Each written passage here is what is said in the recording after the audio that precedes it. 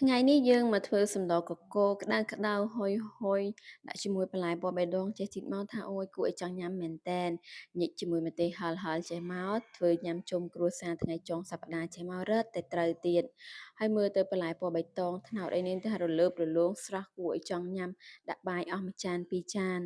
គ្រាន់តែឃើញថារបៀបធ្វើនឹងក៏ងាយស្រួលដែរពុកម៉ែបងប្អូនធ្វើតែមួយផ្លែតនឹងបានញ៉ាំហើយរំងាស់ឲ្យតែផុយចេះមកជាមួយនឹងត្នោត ចំណែកគ្រឿងផ្សំមានសាច់ជ្រូក3ជាន់ជាមួយនឹងបន្លែពណ៌បៃតងហើយនោះគឺ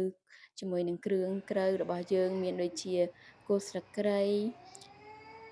អង្ករលីងជាមួយនឹងប្រហុកជាមួយនឹងគ្រាប់ពុតញងហើយនោះគឺជាធាងរបស់ផ្ទីអញ្ចឹងយើងសកវាសកអីស្អាតមកដាក់មកថាច្រប់ឆ្ងាញ់មែនតែនជាដំបូងហ្នឹងគឺយើងយកបន្លែសាច់ហ្នឹងលាងទឹកឲ្យស្អាតបន្ទាប់មកយើងទុកឲ្យស្រស់ទឹកហើយយើងចាប់ផ្ដើមធ្វើការហាន់សាច់ជ្រូក3ជាន់សាច់ជ្រូក3ជាន់នេះគឺសាច់ជ្រូកស្រាយអញ្ចឹងទៅយើងដាក់ទៅមានជាតិមែនតែនហើយយើងហាន់ជាកង់សមល្មមអញ្ចឹងមកគឺថាល្មមពេលដែលយើងដាក់រងាស់ជាមួយនឹង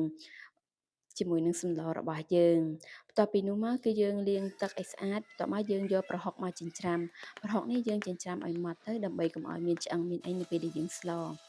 ចំណែកគ្រឿងគឺយើងទិញបុកស្រាប់ក៏ដោយគឺយើងថែមនៅជាមួយនឹងរំដេងល្មៀតស្លឹកក្រូចសើចហើយដាក់គ្រឿងឲ្យថែមជាមួយនឹងខ្ទឹមសទៀតមកថារឹតតែឈ្ងុយហើយឆ្ងាញ់មែនទែនឥឡូវយើងក៏លេចមកមើលពីរបៀបចម្អិនរបស់យើងដាក់ឆ្នាំងដាក់ខ្ទះអីដាក់ឆ្នាំងហើយបន្ទាប់មកដាក់ប្រេងឆាបន្ទាប់មកយើងយកមករំលីងជាមួយនឹងគ្រឿងដែលយើងបានបុកហើយឲ្យឡើងឈ្ងុយឡើងអីមកគឺយើងដាក់ជាមួយនឹងប្រហុកថែមហើយបន្ថែមជាមួយនឹងគ្រាប់ពុតញងបន្ទាប់មកគឺយើងដាក់សាច់ជ្រូក3ជាន់ចូលសាច់ជ្រូក3ជាន់ចូលនេះគឺយើងរំលីងរហូតដល់សាច់ជ្រូកនឹងឆ្អិនទើបយើងដាក់គ្រឿងក្រៅ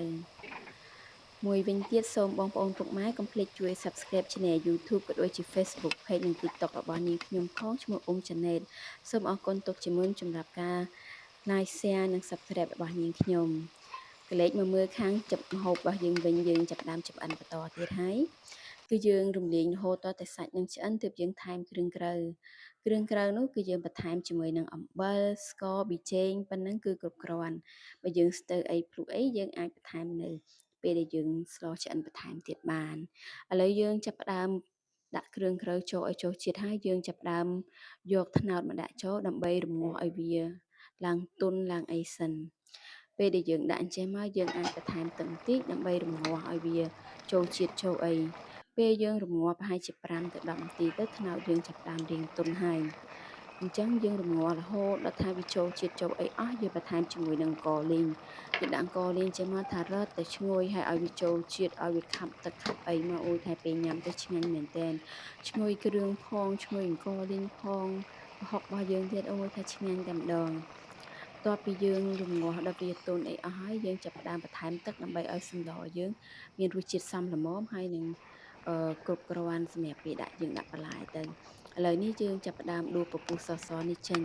ដើម្បីកុំឲ្យពេលយើងញ៉ាំទៅវាឃ្លាតដីឃ្លាតអីចឹងណានៅពេលដែលយើងដួសអីចេញហើយយើងភ្លក់ទៅឃើញថារាងស្ទើរបន្តិចយើងថែមម្សៅស៊ុបបន្ទាប់ពីនោះមកគឺយើងដាក់បន្លែហើយយើងបន្ថែមជាមួយនឹង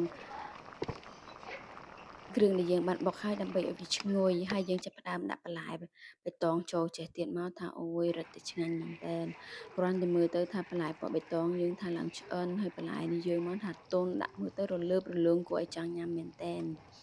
ហើយបែបនេះអីញ៉ាំជុំគ្រួសារមួយចានពីរចានអីពេលថ្ងៃហ្នឹងមកអូយថាឆ្ងាញ់មែនតើ